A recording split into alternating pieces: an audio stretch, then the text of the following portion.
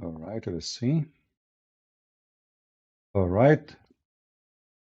Hello, everyone, and peace of the Lord to all of you. I hope my voice coming in good and clear. Please let me know if you have see. Oh, my voice is coming twice. Hold on. All right. I need to mute. Okay, one of them. All right. Am I heard? Let's see the chat. All right. All right. Thank you very much for being here. Please invite your friends. And if you have 4 wives and 70 children, today our topic is very important, extremely important. I don't know. I mean, I don't know how many of you can live your life without what you will learn today. So today is a point of a change in your life. It's a history. Today, we have an imam. He is going to teach you, excuse my language, how to do shit properly according to Allah teaching. You know, oh, sorry, you don't know, that if you don't do shit properly according to Allah teaching, do you know what will happen to you? Do you know what the consequence? Your bathroom business. I don't want to use the word shit too much. That's shitty talk. But sorry, this is what it is about. You have no idea how much pain, how much torture, how much penalty it can happen to you because you are doing shit in the wrong way. So our brother here, may Allah bless his shit and give him more wisdom to teach us more about shit. He is in the bathroom to give you, to deliver to you his knowledge. He have a PhD in shit. Actually, this is what my dad told me when I graduated from the, law degree. I said to him, "Hey, Dad, I finished." He said, "You have a degree in farting." He did not use the word shit. He was more polite. So he is now in the bathroom of the mosque, and he is going to give you a very important information. So please invite your friends and take this shit seriously, because it is. Of using toilet and how to purify yourself after using the toilet according. Hold on. What? Of using toilet and how to purify yourself on the etiquette. Welcome to another how-to video. In this video, we will remember carefully. This is how to video. Do it yourself at home. This is what? This is how to video. Do it yourself at home. So, disclaimer. This is not me talking. I'm not saying to you how to do it. You do your business as you wish. But this is according to Allah. According to Allah. If you don't do the shit, excuse my language again. How many times I have to do excuse me? I mean, why? Just say it as it is, man. Okay. It's very important, because if you don't do shit according to Allah, shit be upon you. Literally. Listen carefully. to another how-to video. In this video, we will guide you on the etiquette of using toilet and how to purify yourself after using the toilet according to the Islamic perspective and the prophetic tradition. Oh, look at that. Before we begin, it's important to understand that purifying ourselves from impurity is a condition for our prayers to be valid and accepted by Allah. Negligence in cleaning after using the toilet can also lead to punishment in the grave, as stated by the Prophet Muhammad sallallahu alaihi wasallam. Look at this. You don't do it according to Islam, there is a punishment in the grave. You thought you did your shit 50 years ago. And it's buried, it is gone, the sewage swallow it, and guess what? Now you are in the grave, and you will be punished for that. You think you get away from your horrible sin. What was the sin exactly? Now, let's discuss the following etiquette: before using the toilet, whilst using the toilet, and after using the toilet. Number 1, say Bismillah. This means in the name of Allah. Listen, you sit in the toilet seat. Before you do anything, brother, do you want the liquid to come easy? Do you want, excuse my language, the shit to come up? Bismillahirrahmanirrahim. Alhamdulillah shit al-azim. What the heck is that? So now I'm going to go to the bathroom. I have to say in the name of Allah? What the heck? Are you serious? Do you hear the consequence if you don't do those steps? This is step number one. There's a punishment in the grave. We will talk about that later. You let us say you are in a rush, like you wanna go before you know, before shit happen.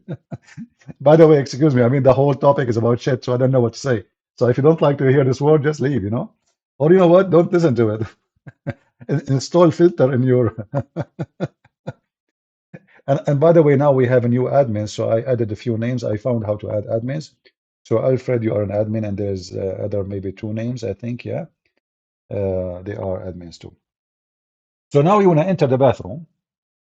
This is serious, guys. Don't you see we are laughing, right? But those people, they take it seriously. This is why Islam is so stupid. Muhammad, not only he is a terrorist, he is terrifying those people. He wanna make their brain inside a box. They are afraid of everything. Even shit is a problem. There's fear everywhere. This religion is based on fear. And Muhammad, he don't want them to think. He want them just to be captured inside their fear. Don't use your brain. So now this is step number one. You enter the bathroom, brother. Very important, brother. Very important.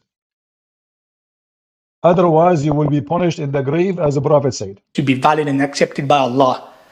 Negligence in cleaning after using the toilet can also lead to punishment in the grave, as stated by the Prophet Muhammad sallallahu alaihi wasallam.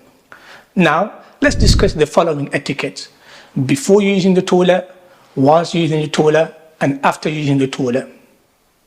Number one, say Bismillah. This means in the name of Allah.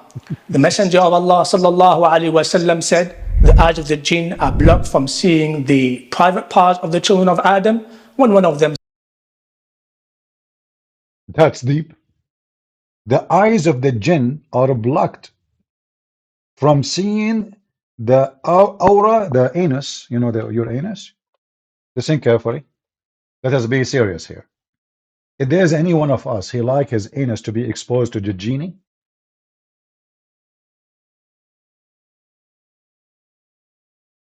We have to be honest here. You go inside the bathroom, you sit in the toilet seat, and now what? Your security is being exposed. The main gate of you. To who? Not even to human. Those are genie. Genie in the ball. Crazy. That's deep. That's so serious. I'm afraid. So I hope from now on, all of you, write down, and like I want you to make a print in your door, in your bathroom door, if you are a Muslim. Number one step, say Bismillah. Come on, you have to do it. You see, otherwise your anus or your vagina, if you are a female, or even your penis, is seen. What that will do? They will play with your bowels. Says Bismillah upon entering the washroom. Number two, enter with your left foot. Look at this. Listen carefully. Imagine the stupid you entering the bathroom with your right foot. That is a deadly mistake.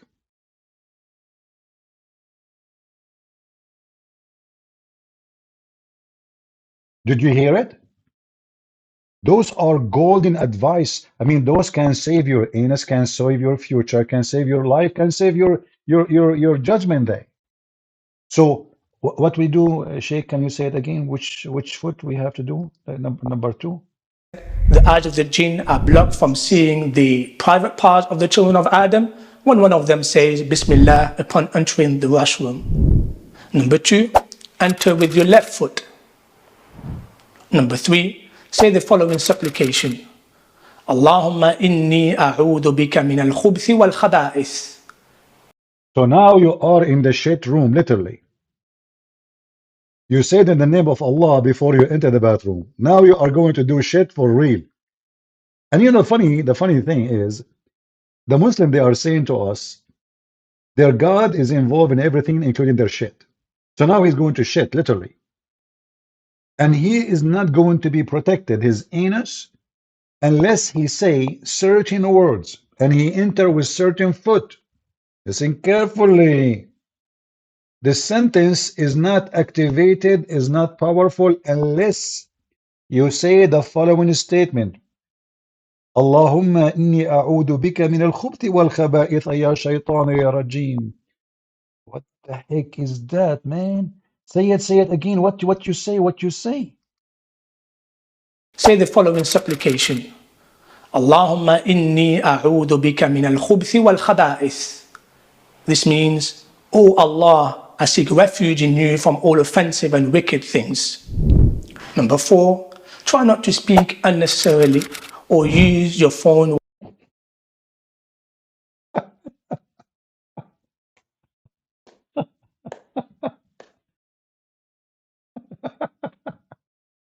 It's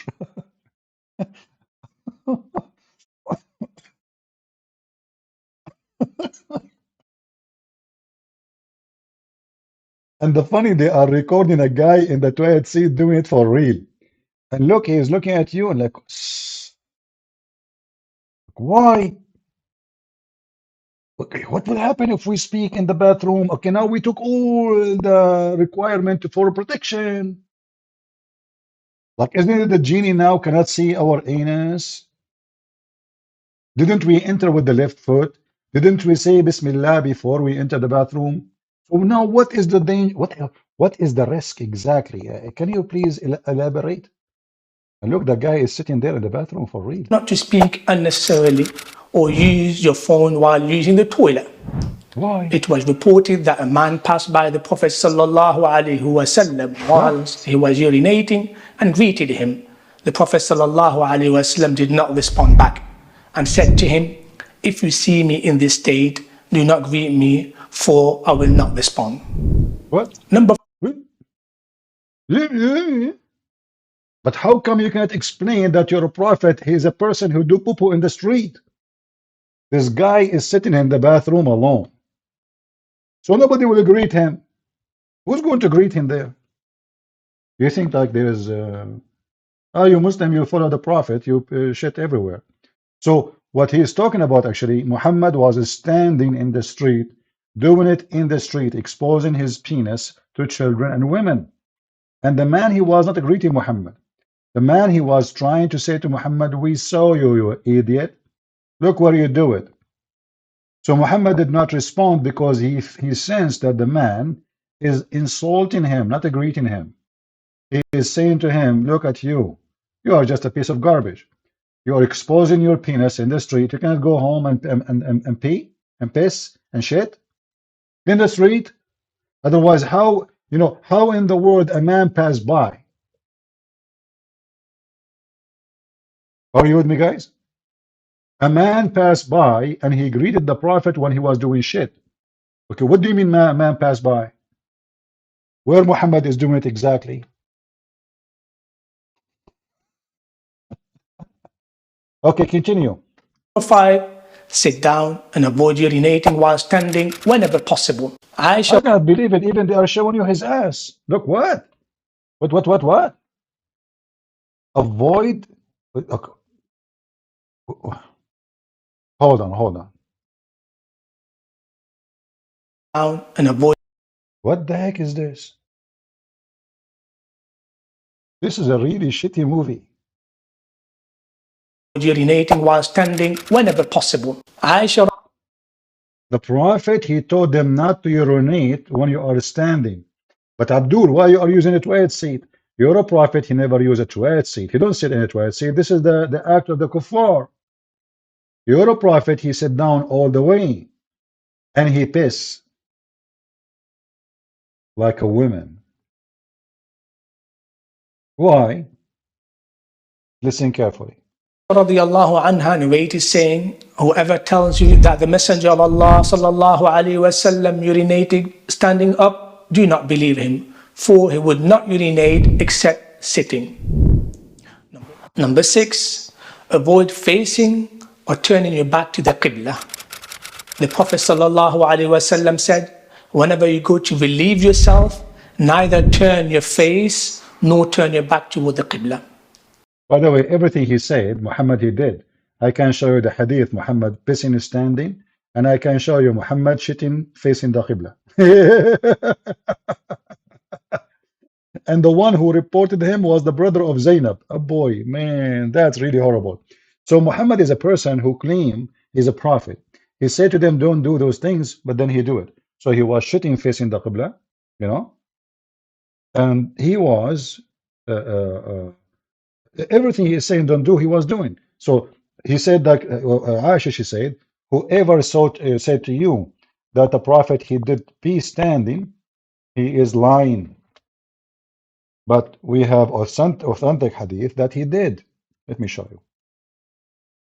Let me stop the comedy movie for a second. But do you see how stupid this is? This is a religion. This is a stupid. This is really a religion. If this is a religion, so what is a stupidity? Who in the world wanna believe in such a garbage?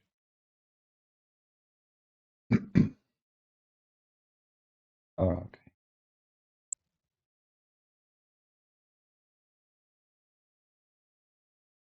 In fact, there is a hadith from Aisha herself saying that the Prophet, since he received Quran, he started pissing standing. But let me see if I can find it in English, which usually is the issue, how to find things in English. If not, we can find it in Arabic.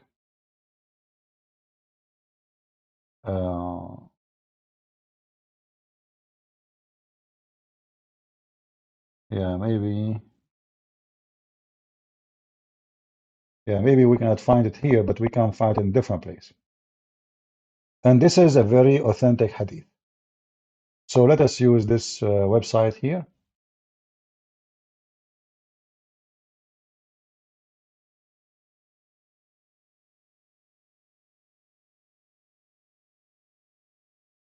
All right.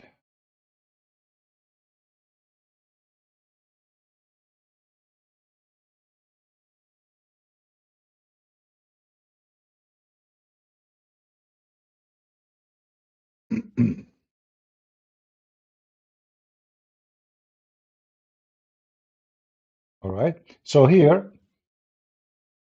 this is the hadith. He says, Aisha herself, we just heard him saying that Aisha, she said, if anyone says to you that the Prophet, he do pee, he did ever pee standing, he don't listen to him. He's a liar. But this is Aisha herself, and this is authentic hadith. Let us use Google translation. Oh, this is not Google browser. Give me a second. I thought this is Google browser. Hold on. I think it's a Google browser. Okay, it is. All right. So it's a Google browser. So let us do it. All right. So here you see, it says, this is the first one. The Messenger of Allah, he urinated, and the Arab, they start saying to him, look, he urinate like a woman. He urinate. Everybody noticed. This is nobody do. Why are you doing this? This man is weird. And then you will see down, it says here, Aisha, she said, that it happened to the Messenger of Allah, that he do pee standing since he received the Quran. So Muhammad, before received the Quran, always he pee sitting. After he received the Quran, he pee standing. And as you say, it says Sahih. This is Sahih.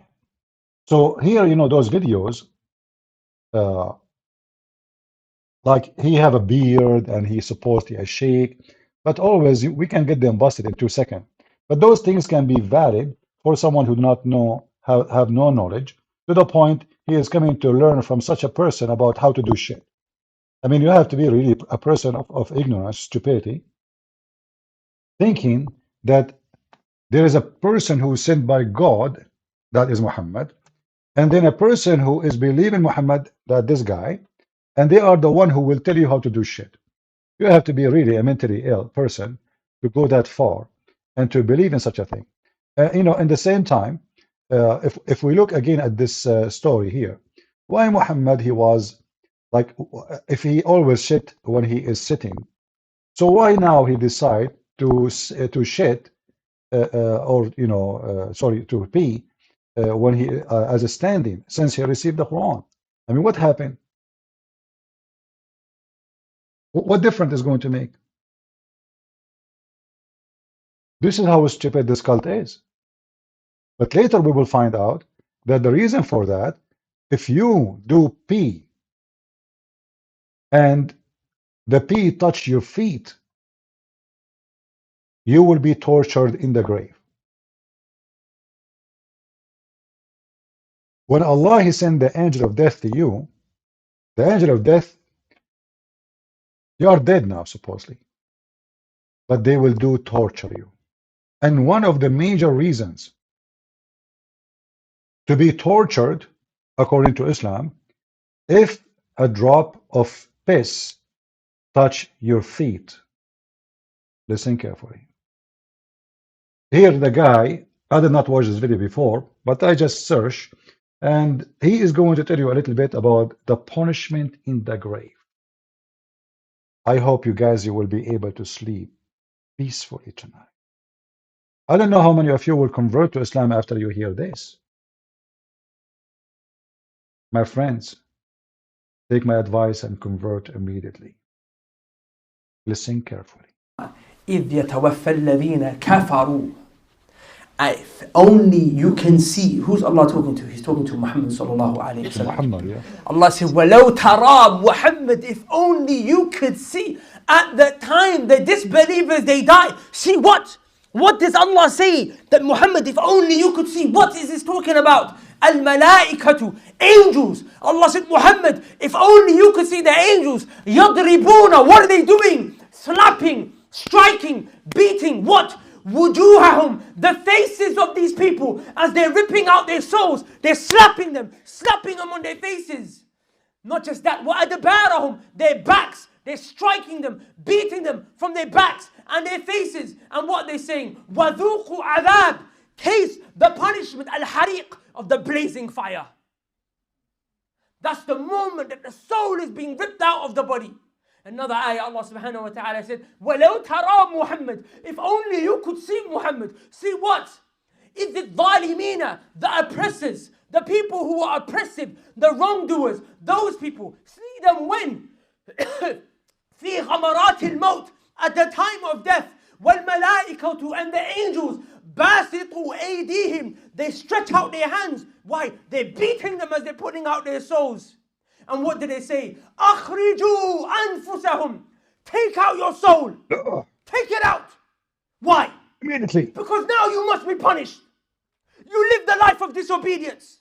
You were told and you were warned repeatedly over and over again.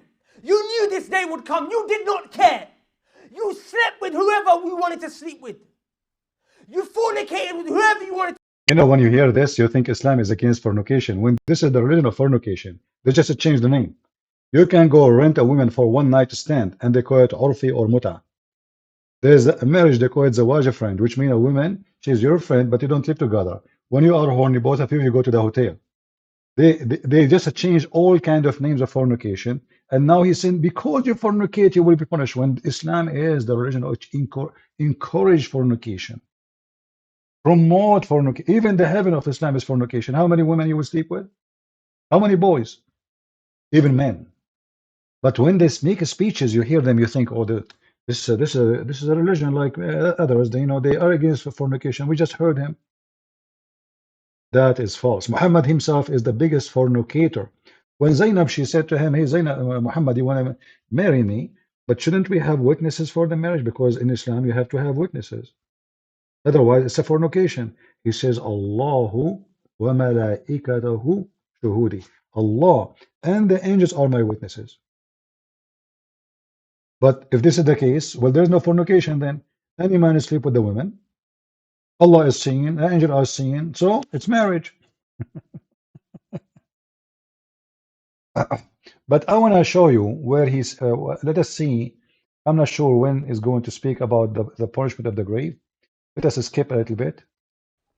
The way the soul will come out, it's like you take some cotton Yeah. wool, Yeah. and what do? The cotton wool, you wrap it around a thorny branch. Ew.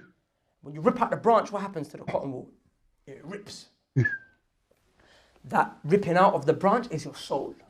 The cotton wool is your body.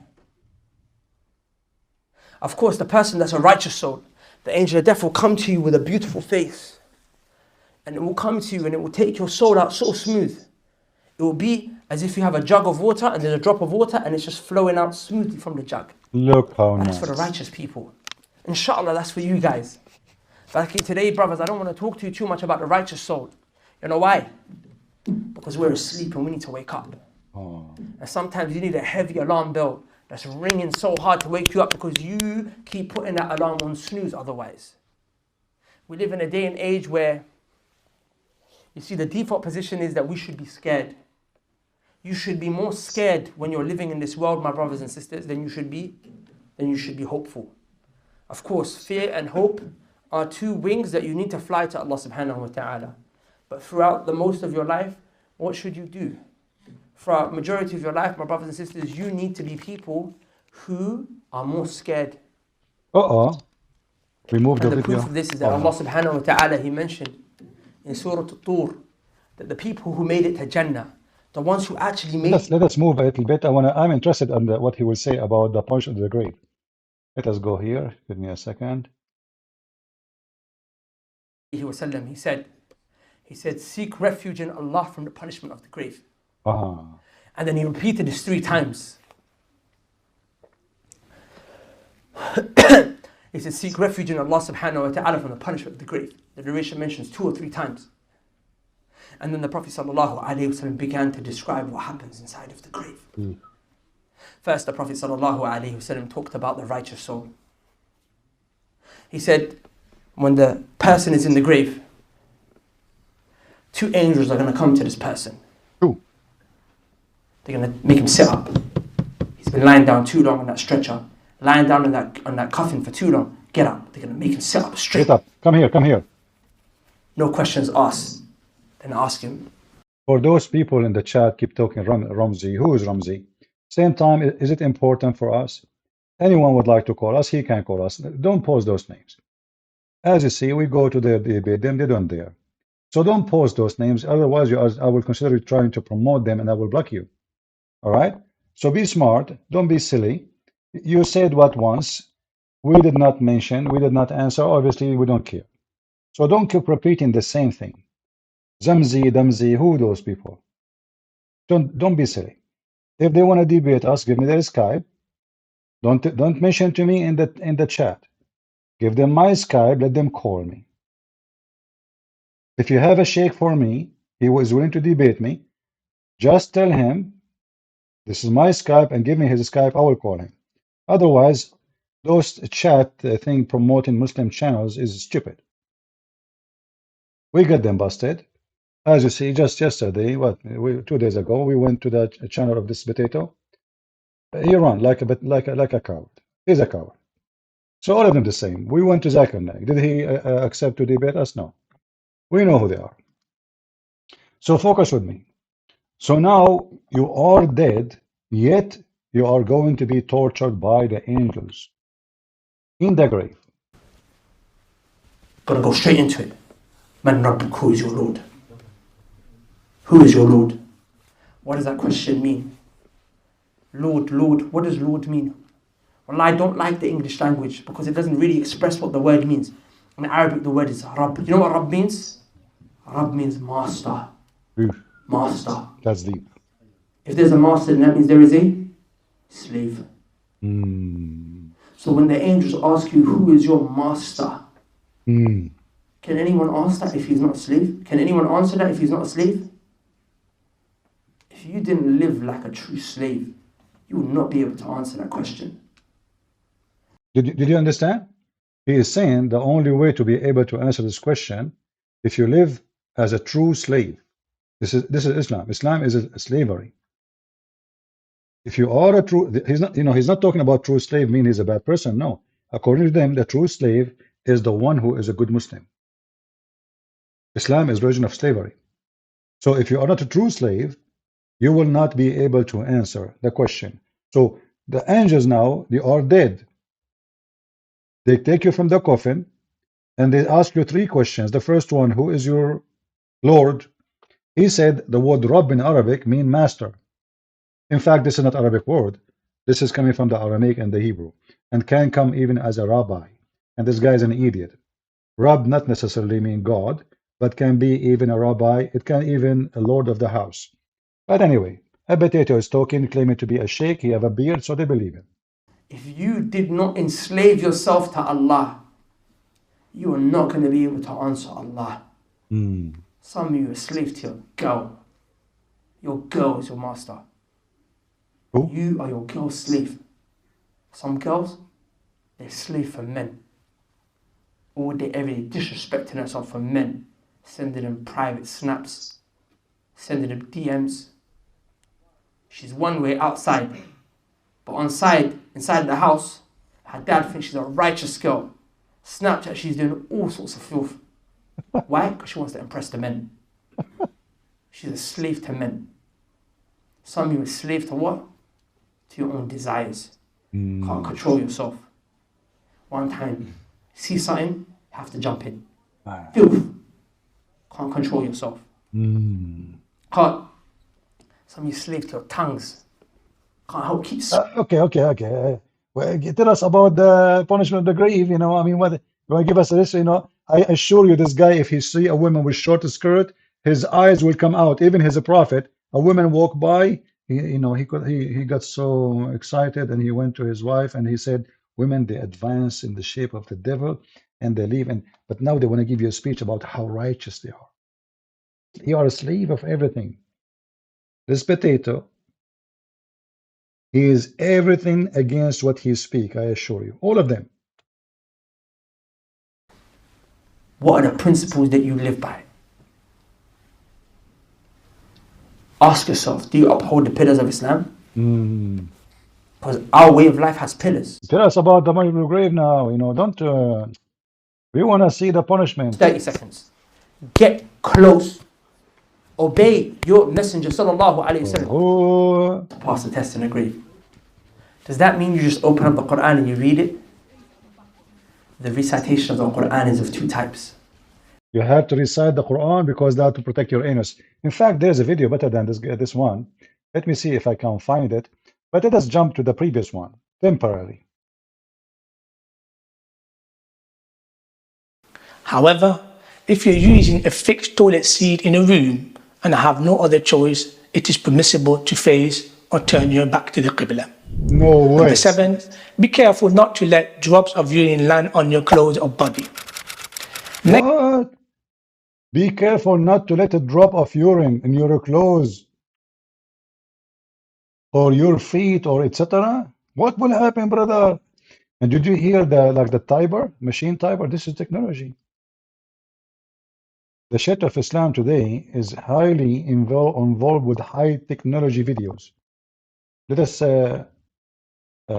play it again. Or turn your back to the Qibla. Number 7, be careful not to let drops of urine land on your clothes or body. Negligence in this regard was mentioned as a reason for the punishment in the grave by the Prophet sallallahu alaihi wasallam.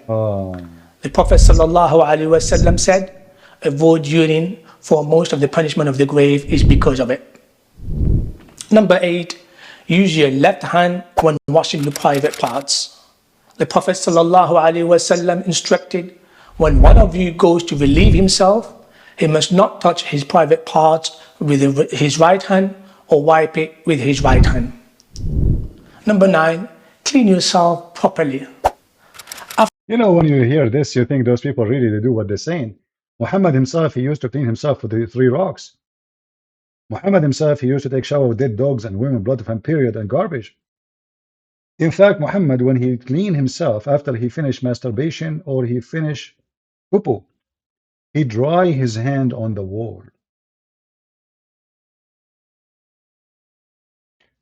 So when you hear the Muslim talking about those things, the first thing you think, okay, they must be really, they are people who they are taught to be very clean to the point they are making being clean is about salvation.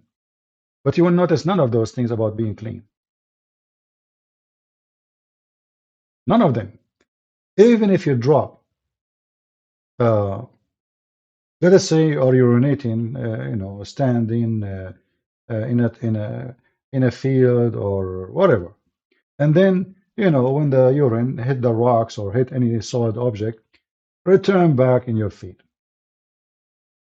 If this is about cleaning, you can clean it, correct? If it happened, you can clean it, you can wash it. No, no, no, no. If those things touch you, you cannot, that's it. You will be punished in the grave. And all those fiction stories, Muhammad, he take always as usual from the Jews. Muhammad is not a prophet. Muhammad is an ear, as a chapter 9, verse number 60 says. He's an ear, whatever he hear, he take it from people, he make it a rule. So here you notice, a Jewish woman, she come to Muhammad.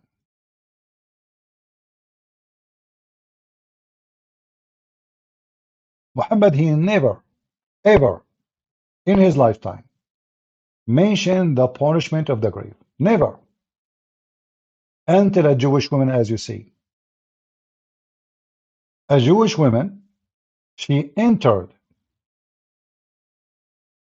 into the house of Muhammad. Muhammad now he lived between the Jews. So he started learning stuff. And most of them, they are fictions and stupid. A Jewish woman, she entered the house of Aisha. And as you see, this is very authentic hadith in al-Bukhari.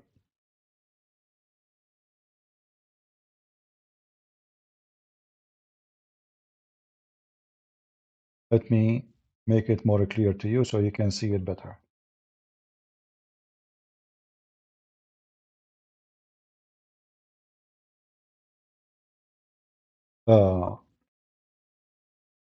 Sorry, this is not the one. This one here is about, you see, do you see guys here? Actually, by mistake, I click at this one, but I don't want to skip it.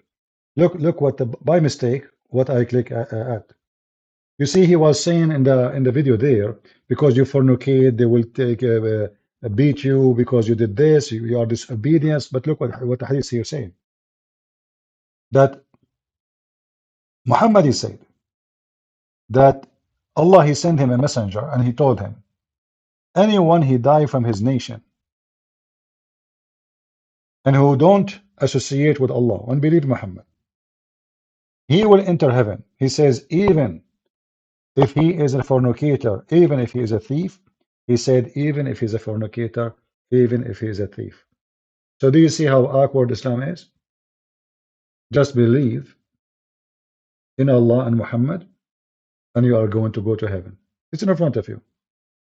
Even though it was not my intention to stop with this one.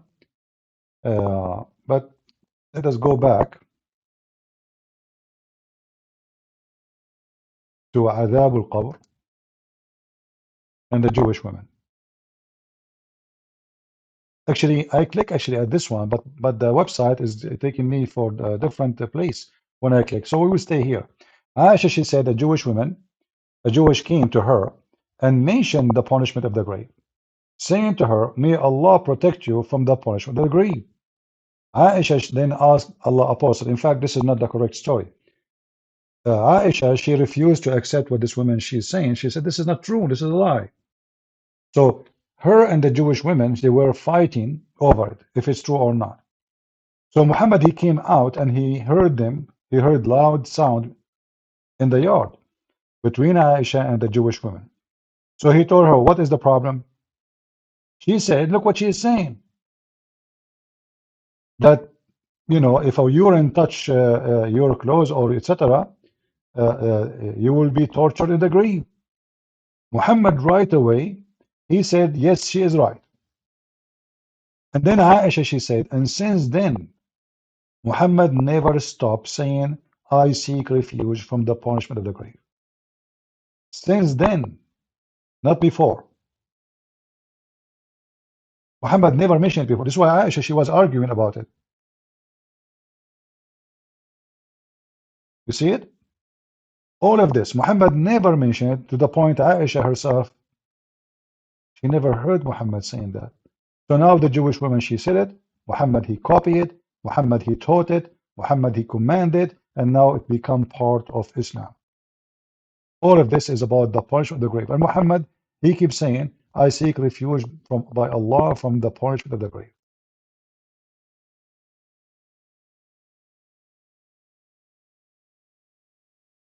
You see it? Actually, here in this hadith, you will see what I told you about what's happened for real.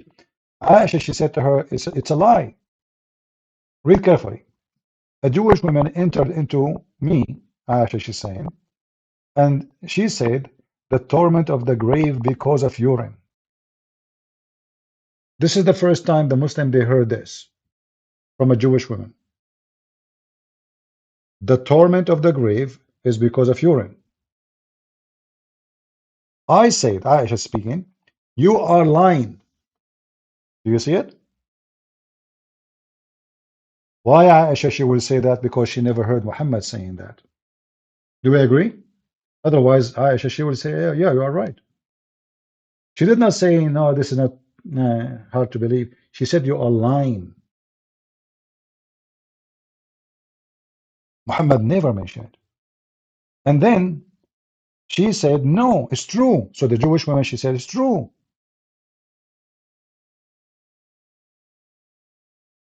It's true. We cut our skin and our clothes because of it. The Jews, they cut their skin if their urine touched their skin. Who was going to believe that? Somebody cut his skin because urine touched it? You will lose your skin. You will be dead. I mean, who is going to do that? Aisha now, she is more aggressive and she accused her more of lying. And they start shouting, as you see. The messenger came out to pray and our voice become loud. He said, what is this? So I told him what she said. He said, she spoke the truth. And look what Aisha, she said. After that day, I want you to focus with me in this sentence. After that day, he never offered any prayer, but he said the following. The prayer, this sentence here, which mean, the God of Jibril and Mikael and Israfil, grant me refuge from the punishment of the grave. Muhammad never mentioned that before all his life. Suddenly now, I have my timer because I don't want to stay long here. Suddenly Muhammad now, he is mentioning it every time he pray. Isn't it this is alone is enough to prove that Muhammad is just an ear, as chapter 9 verse number 60? He just hear things he added to his religion, he's fake.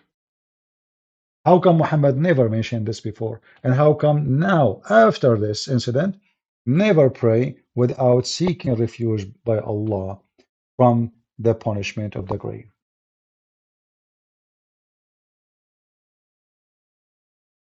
Isn't it obvious?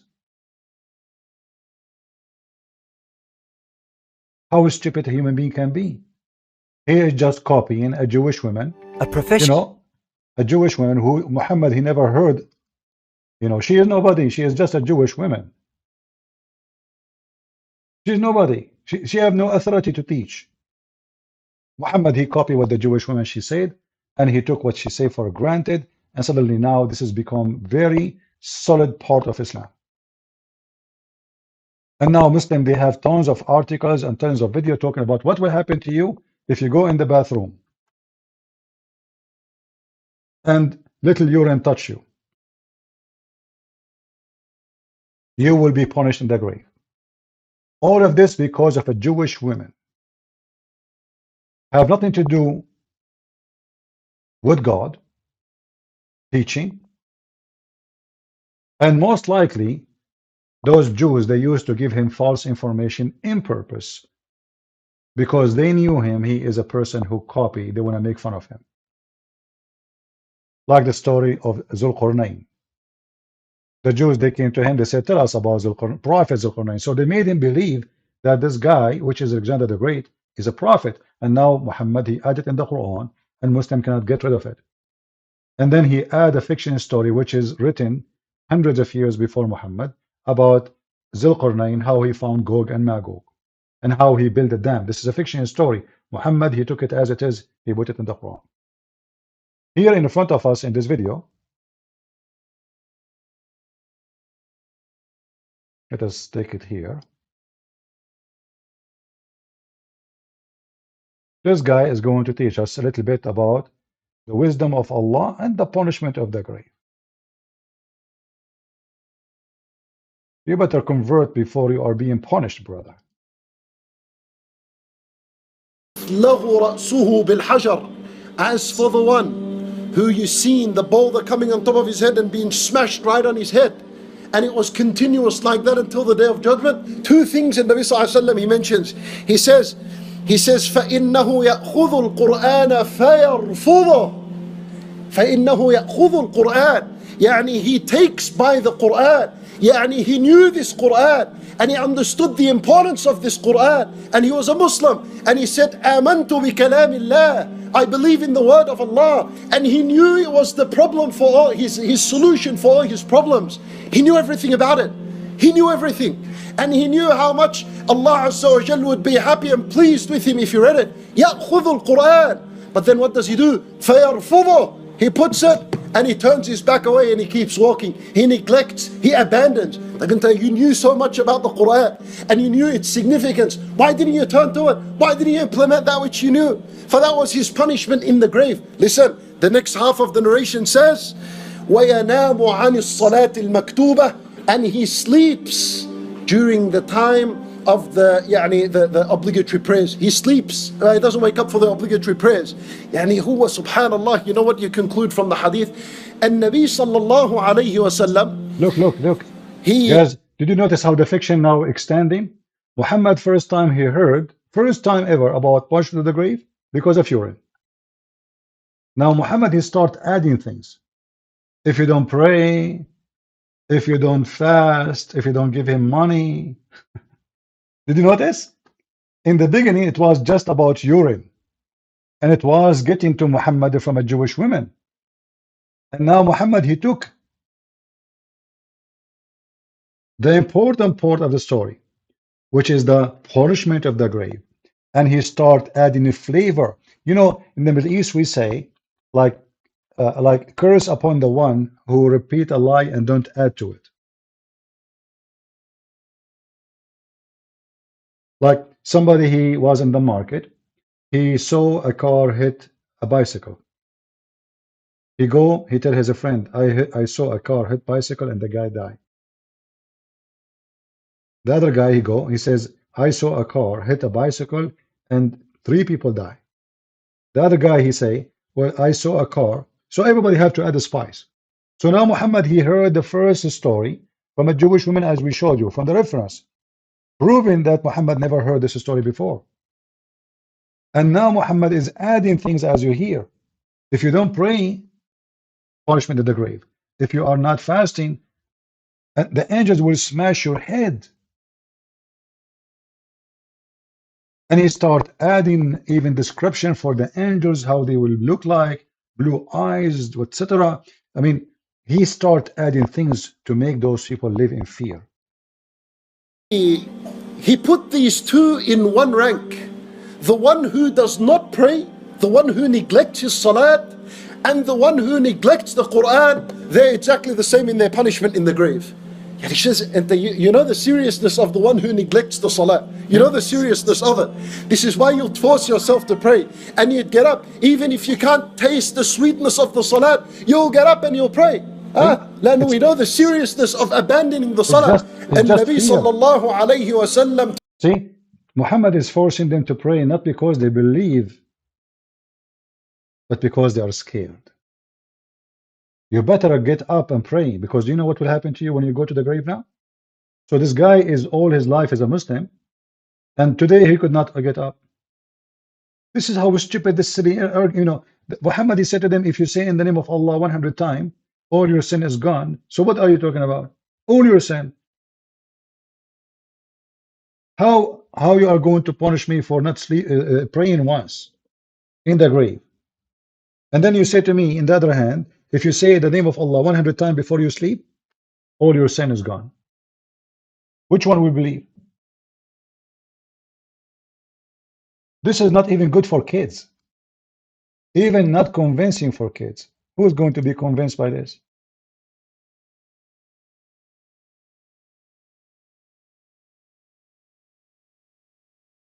If there is really punishment in the grave? Sure there is. Come on, Muhammad, he just learned. Muhammad, he just learned from the Jewish women. How come Muhammad never heard of it? And where is the teaching in the Quran about the punishment of the grave?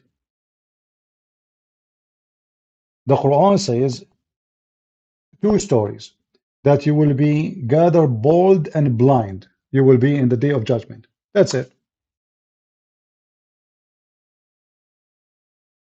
No other statement. Muhammad receiving inspiration from the Jews, as usual. A question.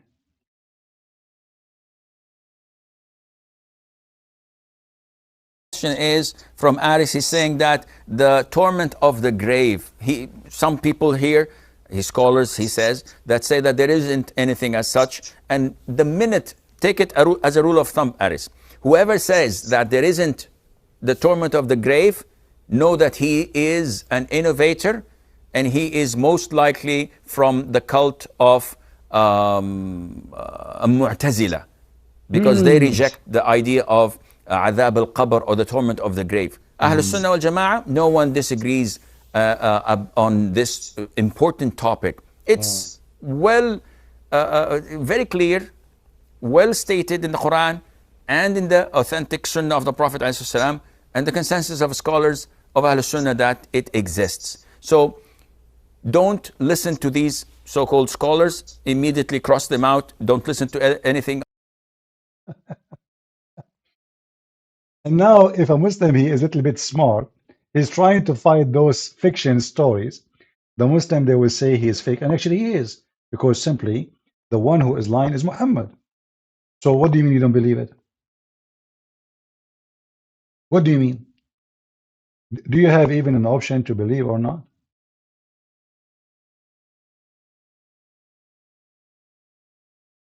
There was a video, actually. I wish I can find it. You will die laughing if you hear it.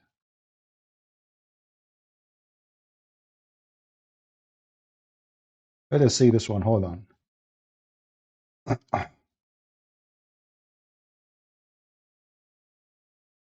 This is a Qur'an and Yuka. Zakir Naik, he can do his best. Allah punishes people in the grave, as there is a possibility that this person may get acquitted on the day of judgment. Similarly, a person who is not punished in the grave may be found to be guilty on the day of judgment. The question posed by Riyaz is that why does Allah subhanahu wa ta'ala punish the person in the grave? Maybe on the day of judgment he will be acquitted, so won't it be injustice? And maybe you will not punish a person in the grave and he may be held responsible on the day of judgment. So isn't this wrong? Allah subhanahu wa ta'ala says in the glorious Quran, in Surah Imran, in Surah Al Imran, chapter number 3, verse number 185, that Kullu nafsin zaiqatul maut. Every soul shall have a taste of death. And your final recompense will be on the day of judgment. And anyone who is saved from the fire and is admitted into Jannah, into the garden, has achieved the purpose of this life. For this life is goods and chattels of deception. Ya Allah subhanahu. Look at the drama. Brother, look at the drama, brother. Who can beat such a drama? Can you? I found you a better video. Let us see if this one will work. But I hope it's not with my voice. Let us see. Pay me money. Worship my God. Yeah, this is my voice, actually. Too bad. Because this is the video I was looking for. This is a hilarious video about the punishment of the grave. But if you see the original video, you will really die laughing. No matter how much powerful he might be, if he grabs something and throws it on the earth or on the street, he can hardly bring a crack on it, or maybe move in 1 centimeter, or hardly like that, and that snake will take you 70 yards beneath the earth, and you will go beneath the earth, piercing the earth, piercing the surface of the earth. Your body will go 70 yards down. Brother, you are now in the grave, brother. Brother, you are now inside the grave. And now Allah will send the snakes, brother. And there is a scorpion, and there is an angels. I mean, the drama is so massive. And those snakes, brother, they will hit you down in the grave, and you will be 70 meters down the grave, brother. This is serious, brother. Do you know really how serious it is? And if you look at the face of this Abdul, I mean, it is different story. The level of stupidity is different story. It is here. Too bad I can't find the original one. It will take you 70 yards beneath the earth. I mean, a man, no matter how much powerful he might be, if he grabs something and throws it on the earth or on the street, he can hardly bring a crack on it, or maybe move in 1 centimeter, or hardly like that, and that snake will take you 70 yards beneath the earth, and you will go beneath the earth, piercing the earth, piercing the surface of the earth. Your body will go 70 yards down, and then the snake will bring it back, and then he's gonna bite you again, and this is gonna happen. Imagine 90 snakes biting you. Each snake have 9 heads and 1 scorpion. That is a long different story. 99 snakes, and by the way, they will go inside your anus. This is why the Muslims, when a person he die, they put like a lot of cotton, they push it with the piece of wood inside his anus to prevent this scorpion and those snakes from going inside his anus. Just it's like a support, you know. It's like a first aid, because possibly you will be punished in the grave as a Muslim for something you did here and there. But now we are going to make it hard for those snakes to go inside your anus. And as you see, this snake it's one snake, but each snake have 9 head, and each head have, I think, 7 head or 9 head, depending on the story. So you will end with hundreds of heads of snakes. All of them, they will go inside your anus and they will bite you. This is very serious, brother. And you can tell, look at his face. Let us be honest here. Isn't it this is a clear sign of intelligence? Who in the world can deny that this must be something godly? Nobody can deny it. Muhammad, there is no way Muhammad will say such a thing unless it's true. You know it, I know it. When the guy he was talking about making a prayer or entering the bathroom Why he was so serious? Because Muhammad made them live in fear. So now you want to enter the bathroom, you have to say certain words, otherwise you are really seriously in trouble. The adhan, the shaitan, he not only runs, but the hadith says lahu durat. You know what durat is? Durat is he runs, and as he's running, yeah, his fart comes out. See how powerful the prayer to Allah? When you Muslim pray, shaitan he fought. I mean, this is nothing funny there. This is nothing stupid. All of this is absolutely true. You pray to Allah, shaitan fought. Look at this face. Look how he's moving his finger. And who dare to make fun of it? This is the teaching of Muhammad. And this somebody will say to you, I find Islam through religion. I found Islam is amazing. I mean, what the heck? What? You are fooling who, you idiot? You will see an idiot, you know, like those Western, you know, suddenly, Assalamu alaikum, sister. I became a Muslim. I'm wearing hijab. Like, what the heck? What happened? Because I found Islam is very convincing. Are you sure? Absolutely, it's very convincing. Yeah, it's not, you know, because I'm seeking attention or a click in my YouTube and making money. No. But Islam must be true from God. I'm convinced. Yeah, okay. So now you are praying to Allah and shaitan, he starts farting. Serious. Business is getting more serious. Lahu durat. I'm not making this the hadith. The hadith. So that shaitan made me do sin? Get that is durat. You know what durat is? No. Shaitan, he not only runs, but the hadith says lahu durat. You know what durat is? Durat is he runs, and as he's running, yeah, his fart comes out. Lahu durat. I'm not making this the hadith. You're not making it up. So that shaitan made me do sin? Get up. Yeah, just get up. Just give the adhan. Right? That shaitan, you're gonna make him leak some serious gas. Serious gas. So you know, you go into the toilet, you know, Bismillahi Allahumma inni a'udhu bika min al-khubuthi wal khaba'ith. So Allah protect me from these devils. You go in there with your left foot. The left foot you went in, you get a reward for that. The dua you said, shaitan will not see you. You're in the toilet, shaitan can't see you anymore. That's in a hadith. So now, do you remember why this guy, he said shaitan cannot see you? Do you remember why he said it's very important for you when you enter the bathroom, you enter with certain foot, you say certain words, and he said shaitan cannot see you? If you go in the beginning of the video, let us go back. After leaving the toilet, according to the Islamic perspective and the prophetic tradition.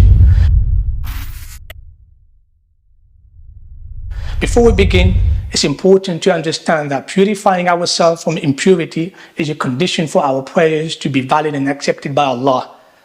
Negligence in cleaning after using the toilet can also lead to punishment in the grave, as stated by the Prophet Muhammad sallallahu alaihi wasallam. Now, let's discuss the following etiquettes: before using the toilet, whilst using the toilet, and after using the toilet. Number 1, say Bismillah. This means in the name of Allah. The Messenger of Allah sallallahu alaihi wasallam said, the eyes of the jinn are blocked from seeing the private parts of the children of Adam when one of them says Bismillah upon entering the washroom. Now we go back to that other guy. So now we understand what he is talking about. When you say such a word, such a sentence, shaitan, he cannot see your anus. He cannot see your anus. That's it. That's what he said. This guy now, he is going to explain to us more details about what's going on in this such a serious manner. And you know, the whole purpose, by the way, of me playing those videos for you, because I want to save your ass. Let us be honest here, literally. I want to save your ass, all of you. Shouldn't you guys be thankful for me? I showed you information is going to affect your future and your ass, literally. If not me, thanks to me, being humble. If not me,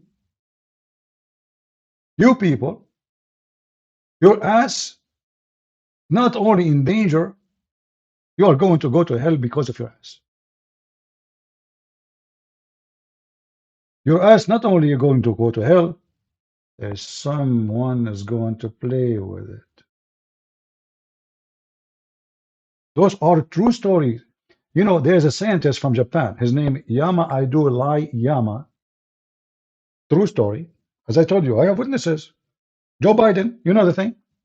So this scientist from Japan, Yama Aido Lai Yama, he said that they installed a very slow motion camera, and they were able to catch every move.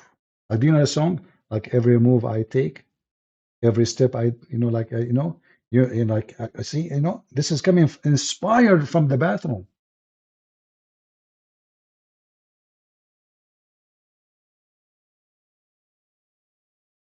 This is a serious ass business. So listen carefully and save your ass. Serious gas. So you go into the toilet, Bismillahi Allahumma inni a'udhu bika min al-khubuthi wal khaba'ith. So Allah protect me from these devils. You go in there with your left foot. The left foot you went in, you get a reward for that. The dua you said, shaitan will not see you. You're in the toilet, shaitan can't see you anymore. That's in a hadith, right? If you don't say the dua, what happens is the shaitan not only comes inside, but the hadith of Tirmidhi says he plays with your bowels. He plays with your bowels. So you're inside there, you're thinking you're going to be out there in 5 minutes. He's taking you 20 minutes and you're still not halfway there. What the heck? You know why? Because shaitan is going, ooh, la la. See, the hadith told you, the hadith says to us, he plays with your bowels. Like, in order to convince the Muslim, he say always the hadith says that, which means Muhammad says that. Don't laugh. This is serious. The hadith says so. The hadith says so. So when they go to that, like he run into, let us say, security, or let us say proof of what he's saying. Hadith says that, because those kids are laughing. He's making a lecture, and those Muslim young men, they're what? Are you serious? So right away he say the hadith says so, and then everybody had to shut up. Like, oh, okay, the Prophet says so, so that must be true. It is laughable, stupid, but the second you say the hadith says so, everybody have to go silence. Who dare to question? So now you are inside the bathroom because you forgot to say those words. Guess what? Your anus is screwed, literally. And the genie, they go inside your anus. You are pushing it down, and they are pushing it up, and they block it. Let us be honest together. How many of you struggle with this from time to time? Can you explain it? You cannot. Can you answer why? You cannot. Muhammad can. If Muhammad is not a prophet of God, how in the world he knew such a scientific information? Isn't it this is all what scientific studies prove to us? Isn't it prove? Actually, me myself, once I want to do rob a bank in Zimbabwe. So I said to myself, how I can be unseen. So I said, Bismillah wa bihamdihi, Bismillah. And then I said, A'udhu billah, etc. The same supplication. I became invisible. Not only the police cannot see me, the genie cannot see me too. I went inside, I took the money, they saw the money flying, but they didn't know why. I opened the drawer, I took the money, I put them in, they saw my bag, they saw the money, but they did not see me. Praise be to Allah, brother. True story. So now you want to protect yourself. Let us see here, how many of you from now on, you are going to practice that to save your anus. Do you want somebody really, is a genie, to go inside your anus and block it? Or you want to have very easy, teasy shit coming out? Excuse my language. I think you know the answer. So now, tell us more, Sheikh, what the Prophet said. Serious gas. So you go into the toilet, Bismillahi Allahumma inni a'udhu bika min al-khubuthi wal khaba'ith. So Allah protect me from these devils. You go in there with your left foot. The left foot you went in, you get a reward for that. The dua you said, shaitan will not see you. You're in the toilet, shaitan can't see you anymore. That's in a hadith, right? If you don't say the dua, what happens is the shaitan not only comes inside, but the hadith of Tirmidhi says he plays with your bowels. He plays with your bowels. So you're inside there, you're thinking you're going to be out there in 5 minutes. He's taking you 20 minutes and you're still not halfway there.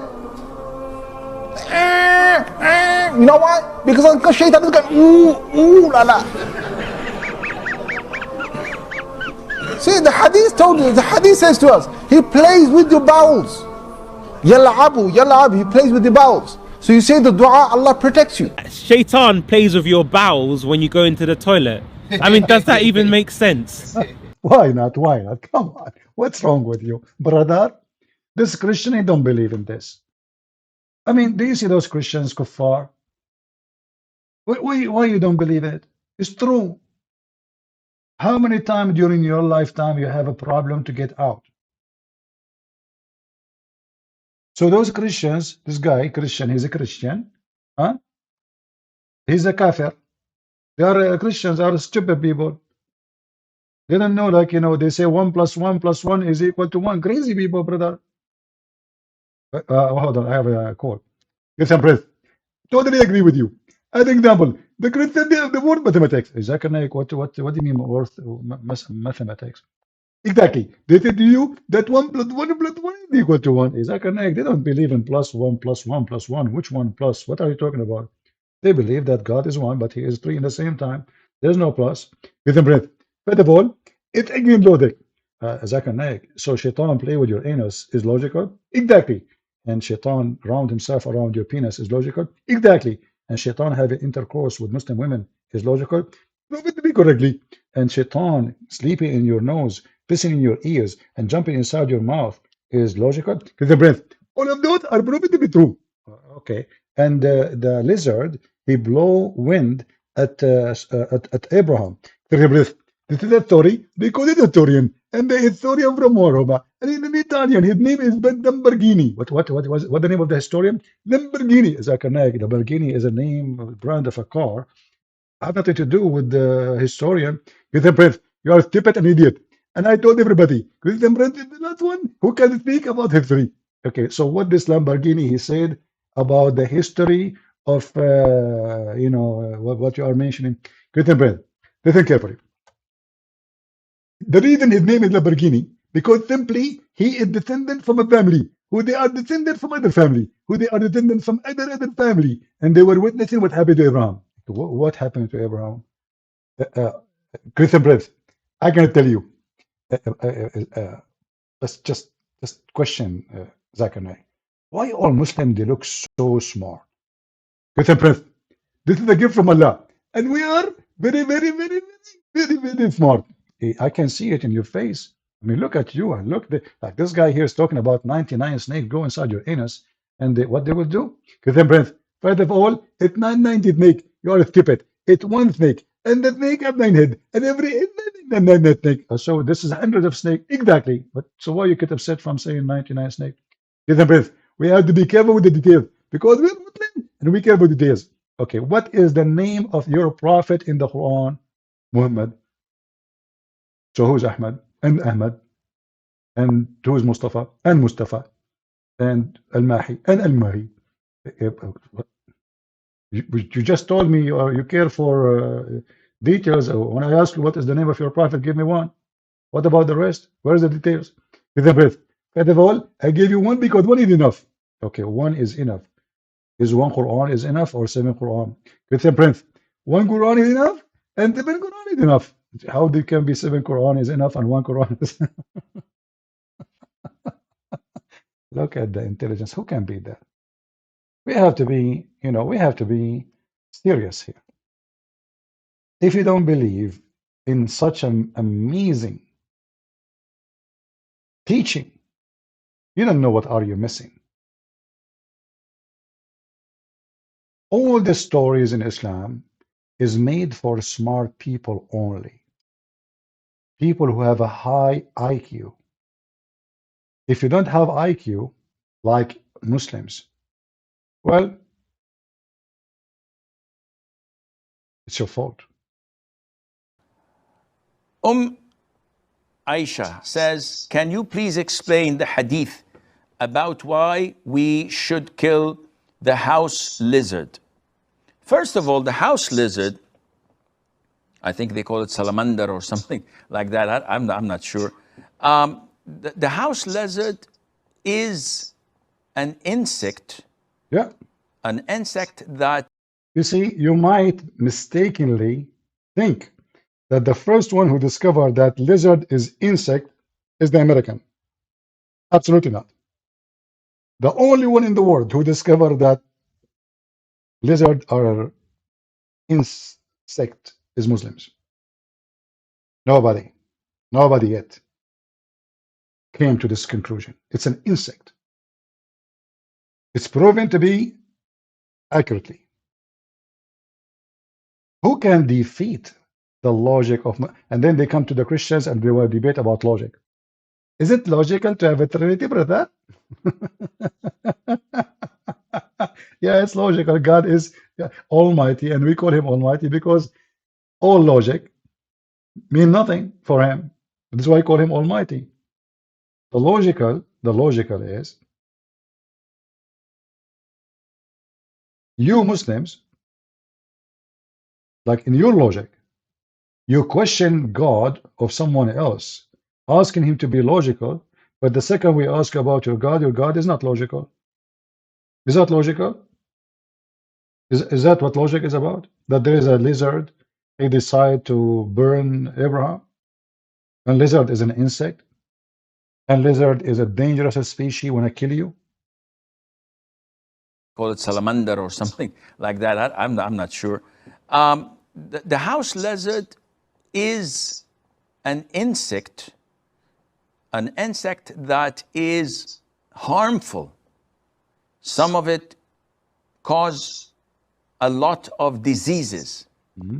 And some say that it intends to walk over the food and the drinks and to poo, where it puts a lot of its illnesses and diseases in people's food.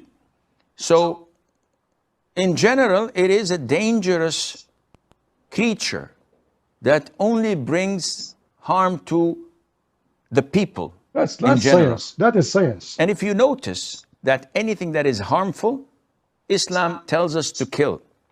So excuse me. Lizards are not harmful. In fact, farmers, when they do any kind of treatment for their farms, they do their best to avoid killing lizard, because lizard, they do bugs control. You are an idiot. Lizards are very, very important and necessary for our ecosystem. It is natural killer for bad bugs who can destroy the crops and the farms. When the last time you heard that somebody died because a lizard, he killed him?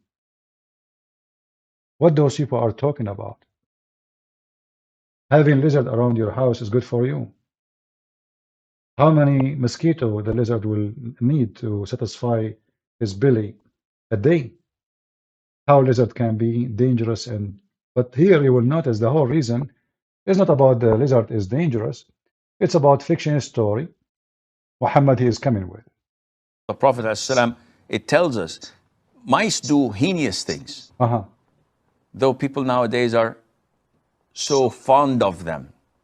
We're told to kill the crows.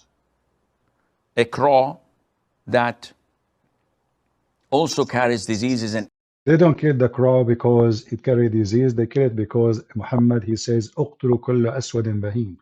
Kill everything, anything, any living being is totally black. Totally black. Kill it. Muhammad is so, he hate, he's a racist, and he is very superstition. And this is why he says, kill the black dog, for it is the devil. The black dog is the devil. So he is not telling really the real reason why they want to kill the crow, because simply it's black. That's all. That's all. eats dead meat. We're ordered to kill. We eat the crow because it eats dead meat. Well, don't you Muslims eat dead meat too? Like, do you eat the sheep alive? What do you mean? Dead meat? There's tons of animals eat dead meat. Why only the crow is the one you want to kill because it's black? Most of the beasts, they eat dead meat. Even lions, they eat dead meat, which means something they did not kill themselves. A dead body they found in the ground, a dead cow, a dead animal, a dead wolf, they eat each other. But so if this is the reason, then we should eat kill any animal, do that.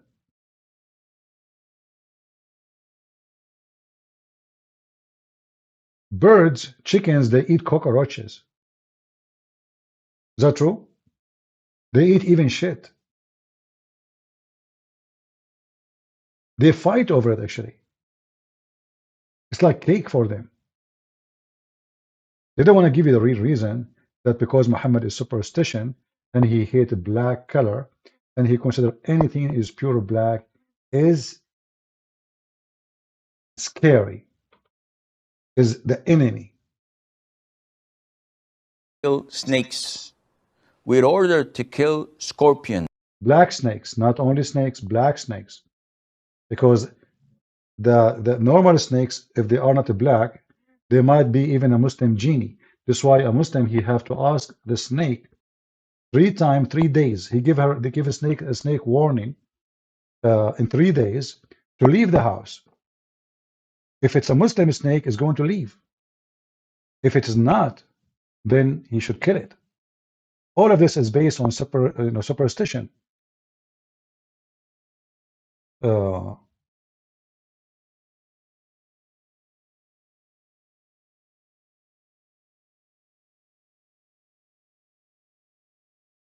Maybe I can find you a video of himself.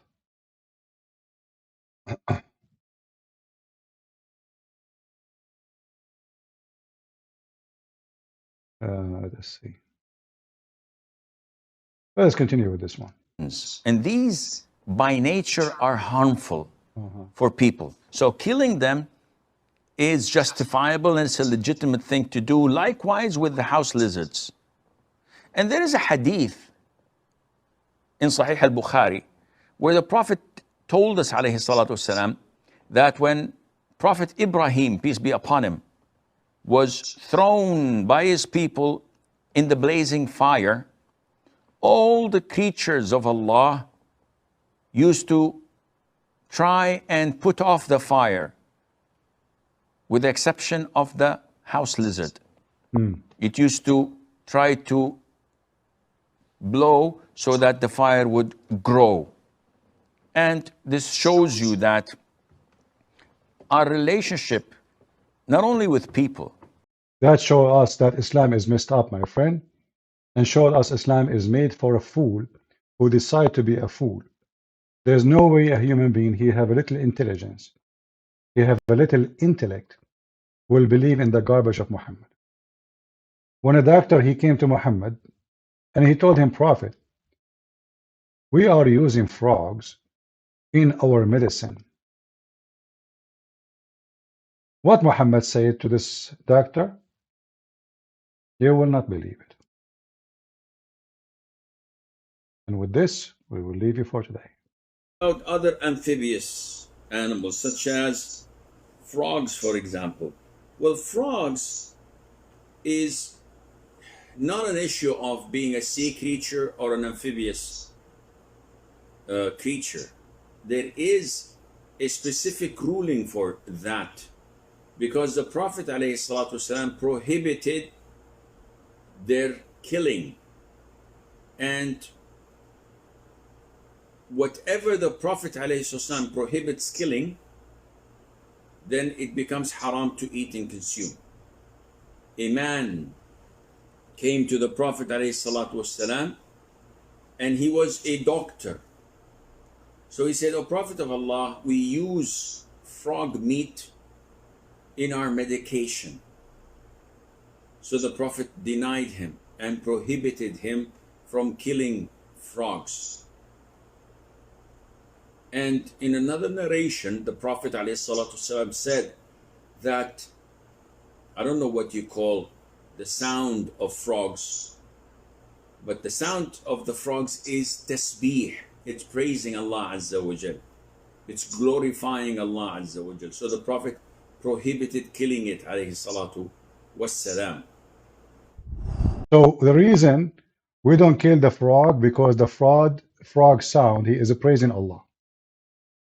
If this is a religion from God, so what is the stupidity? The frog is lucky. Muhammad, he'd come to his head, or he heard from somebody that the frog is praising Allah, so now a Muslim cannot kill frogs. Do you see how a stupid fool like Muhammad can affect the king, the animal kingdom? So now a poor lizard is their enemy. Why? Because he tried to burn Abraham. Frog is their friend. Why? Because he is praising Allah. Frog is a Muslim. Lizard is not a Muslim. Why? Muhammad says so.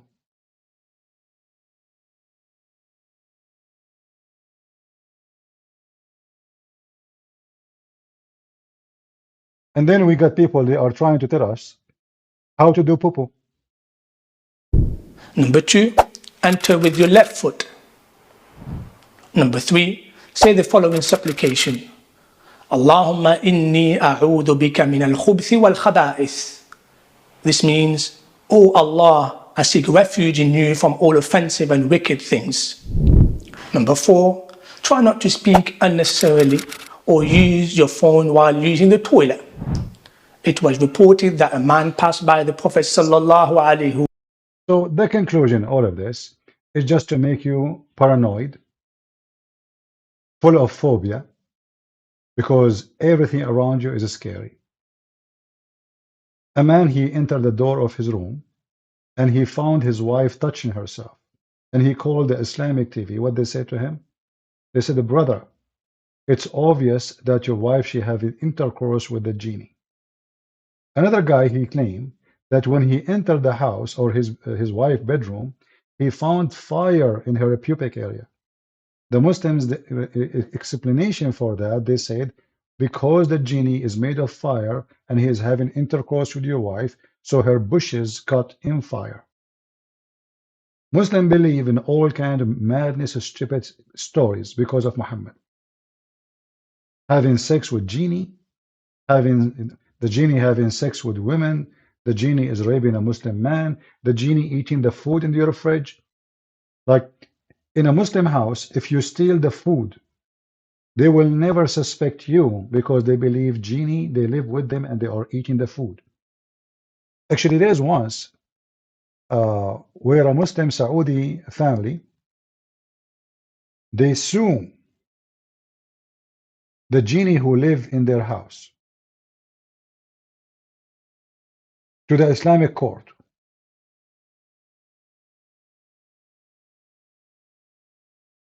Let me see if I can find you. So this not only he eating, there's things is disappearing in the house. Money, jewelries. Obviously, their son maybe is doing drugs, and he steals things. And now, the genie. The genie. If you search in Google, you will find tons of stories about those things. Maybe next time we go live, we can continue showing you the weird, stupid stuff Muslims they believe in. And maybe we'll go more into the stories of sexuality and how Islam have a huge impact in Muslim life and practice based in baseless stuff, just fiction, stupid stories. You are what you believe. And if you are stupid, you will believe in everything. And then people will control you. The whole point is how to control your mind, how to control your thinking. And then by doing that, we can control your behavior. And Muhammad, he used everything he can to control those Muslims. And now literally they are slaves. They call themselves slaves, they are slaves. Slave of those fiction stories, stupid stories, which nobody will believe in them except a foolish person. And we are here to help the Muslim to free them from their stupidity. The purpose of my video today is not to make fun of Muslims as much as to make fun of Islam. And if it happened, you felt offended, well, you deserve it. Because if you are a fool, everybody will laugh at you. If you really believe that there's a God who will give you endless penis, well, I have to laugh at you. I have no choice. All the stories your prophet, he said, not only they are stupid, they are madness. And believing in them is a proof of stupidity. You do not need to bring me a PhD degree. And to make it more funny, somebody will say to you he's an engineer. Somebody is a doctor and they believe in this garbage. And then you ask yourself, so what did those people did in school? Fear, my friend, will block your mind. This is why in Islam, terrorism is so important. So if this story is funny, we will kill you. Then what do? You block the idea of laughing at it and you force yourself to believe in it because of fear. So when you tell your son, do you see this story, the prophet, your son might laugh. So don't say that, they will kill you, you idiot. They will kill us even old. Then you block it in your head since a childhood because this is a dangerous laugh. Don't not laugh at this. Don't even think about it for a second. And by time, this idea will be blocked totally from a questioning. Who dare to question? The Quran make it clear, chapter 5, verse 101, and 102. Ask not questions. It's forbidden. Verse number 102 says why? Because previous generation, they left their faith because of those questions.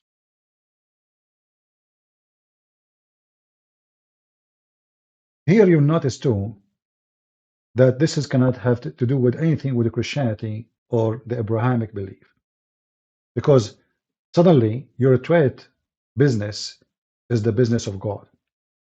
You see, like in the Old Testament, Moses mentioned that you have to stay away, but this is because those people, they are in the Exodus and they have to save the camp. They are camp. They are moving like Bedouin. But this is not because God, he will judge you because of where you did your business. It's just about being a cleaner. It's about being better. Here is about superstition. If your urine touch your skin, the angels will torture you. And it doesn't matter if you wash it, by the way, or not. No. Still, the angel will torture you. And why? Because Muhammad, he learned this from a Jewish woman. And since then, he spread the news and he started adding to it.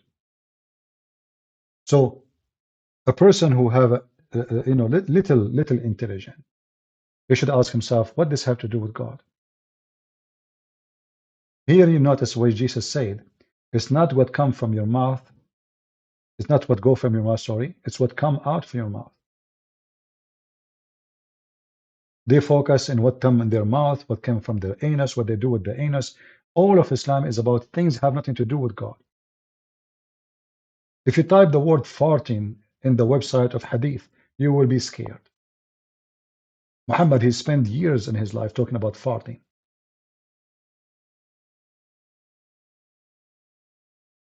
Christ, he speak about your soul. He speak about your wisdom. He speak about you, how to live good and die good. Because a smart person who live good and die good, which means you die as you want to die. Here, it's about how to live horribly in fear, to the point the bathroom for you is scary. Going out of the bathroom is scary. Going in the bed is scary. There's words you have to say anywhere you want. Before you open your door, before you go to your bedroom, before you put your pen, before, before and after, and within. Which hand you eat with, which hand you don't, what you can touch, what you cannot touch, because Muhammad, he want to put cuffs in your hand and your brain so you don't think and you don't question how stupid this religion is. Where is the spirituality? There's no spirituality. Allah himself is not a spirit. The Muslim, they say to you, our God is the same as God of Abraham, but many of you do not know that Muslims don't believe that God is a spirit. So how we can have the same God? If we have the same God, then we should have God as a spirit. They don't. If we have the same God, we should have the same heaven. Their heaven is just food and sex and bing bong, boom boom, stupidity and filth. Everything in the religion is nothing but a collection of fictions. He took some from the Sabi and some from the Arab, Black Stone, Kaaba, major things took from the Arab, the pagan Arab, and he's a pagan. And then when he wanted the Christians to believe in him, he said, I believe in Jesus, and he gave him a wrong name because Muhammad could not even quote a name correctly. And then he made Jesus the nephew of Moses, and Mary, she is the daughter of the father of Moses. Messed up history. And then when he speak about Abraham, he give us stories. Even he's trying to quote some stories from the Jews, but he add his own spice and stupid things. So don't make them fool you with saying that they believe in Jesus. They don't. Their Jesus is not even our Jesus. His name is Isa. Who is Isa? Nobody knows. All the names in the Quran are wrong. All the history, all the dates, everything is wrong. And today we just give you little of the stupidity. A religion about bathroom. What do you say before you enter the bathroom? And what you say before you sit in the toilet seat? And what you say after you stand up? And what you say when you are pissing? And what you say when you are pushing? What you say when you are wiping? You have to say things. Otherwise, your life and your anus is at danger. I did not play the whole video because I'm sure more stories will come. Look at this. What? What is this? Hold on, I did not play this one. Paper or any solid matter due to remove impurities. Option 1, use toilet paper to clean yourself. This is also known as istijmar. If you use toilet paper or any solid matter. Do you know why he called it istijmar? Because Muhammad, he used to use rocks and even bones. And now they are making it the same as toilet paper. No, you Muslims should have rocks if you want to follow Islam for truth. Istijmar. Due to the unavailability of water, this is sufficient. And do it at least 3 times or more. There will be no need for you to wash your private parts. Three times? Muhammad, he used to do it 3 times. Is it enough for you to clean your bum 3 times? They claim that they are people of being clean. And then we find Muhammad taking shower with dead dogs and wearing a blood from period and garbage. So the whole story is just to control you, to fool you, to make you unable to think, unable to use your brain, and to stay dumb. This is the religion of the dumb. Are you?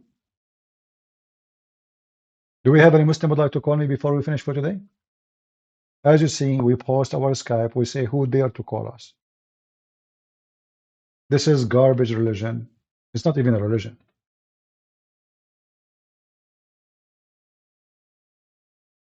It's not even a religion. What is this?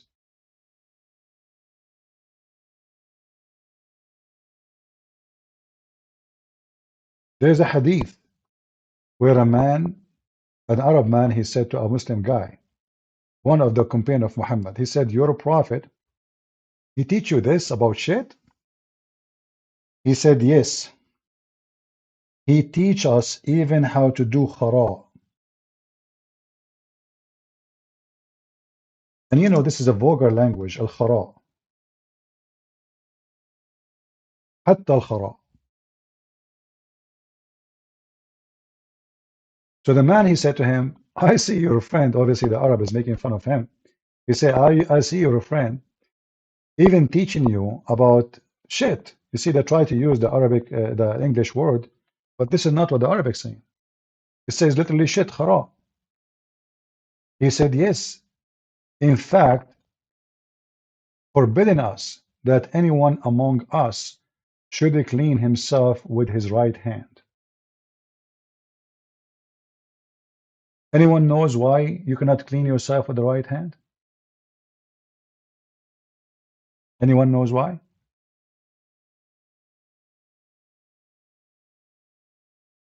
Any Muslim can tell us?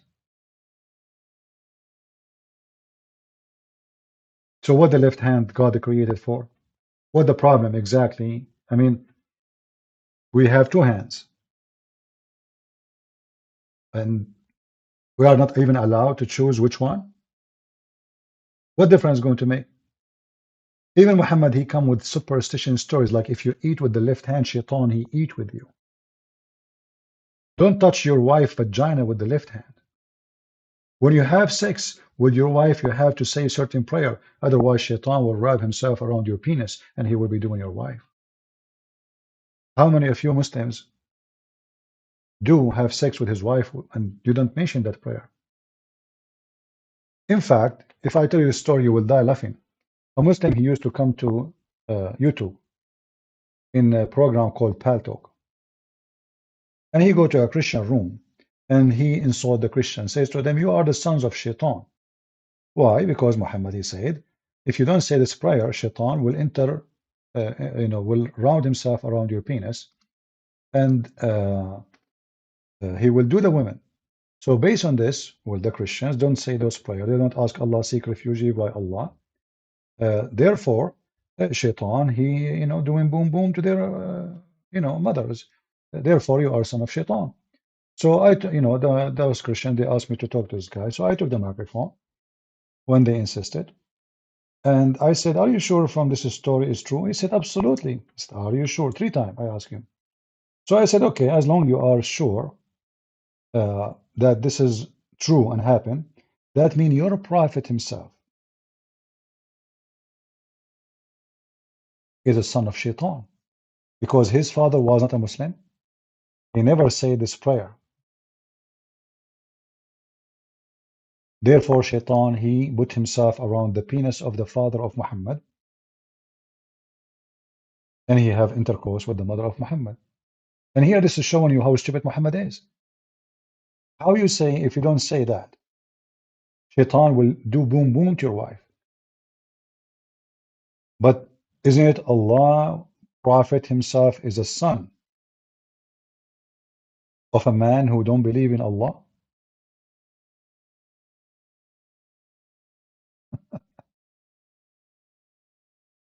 You see the stupidity? Obviously, Muhammad, he have a low IQ.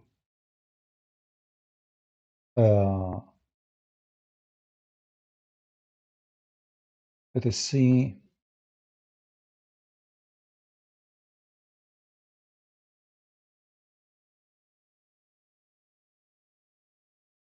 Maybe we can talk about those issues maybe later, just to show you more stupidity about those things. But those supplication is very important before intercourse. Imagine now your wife, she is excited, she is horny. You tell her, honey, let's go to bed. And then now it's time to make a prayer and her, I don't want to describe, but you know the thing. Ask Joe Biden. So this is just the most stupid, mad cult. And you cannot be a person with intellect and yet you believe in such a garbage. So I want to say thank you all for being here. I hope today we have a good time together. And we pray that Muslim, they will watch our videos and non-Muslim. And I trust you that you will download my videos, share them with your friends, and let everybody see why we Christians are smarter from believing in such a garbage. There's no way a person who have a brain will believe in this. A prophet, he is teaching me how to do shit. And then this shit affect my religion, affect even my God, affect my prayer. What a shitty religion. You see, Muhammad, he have sex with the children, no problem. Muhammad kidnapping women from their husband, no problem. Muhammad raping a woman after he killed her husband, her father, her brother, her tribe, no problem. Muhammad having sexual desire for a woman, she's walking by, yet he claimed to be a prophet of God, no problem. Muhammad, he promised them anything they want in heaven, including having sex with boys, men, women. Even there's magazine, pictures in heaven. You choose any picture, you sleep with it. No problem. But you don't say words before you have intercourse, you have a big problem. You don't say certain words before you enter the bathroom, you are a big problem. You have to follow an endless chains of sentences you have to say every day. during the day long in order to be safe from the hand of Allah, which is a God never exists, is the God of the Arab before Islam, and is God of the Arab after Islam. Thank you all for being here.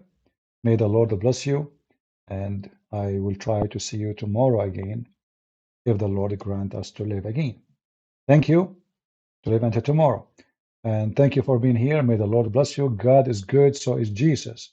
And Islam is nothing but just a bunch of stupid stories, collection of stories, made by a fool for the fool. And if a foolish like Muhammad can fool you, how fool are you? Or how foolish are you? That is really weird. Thank you.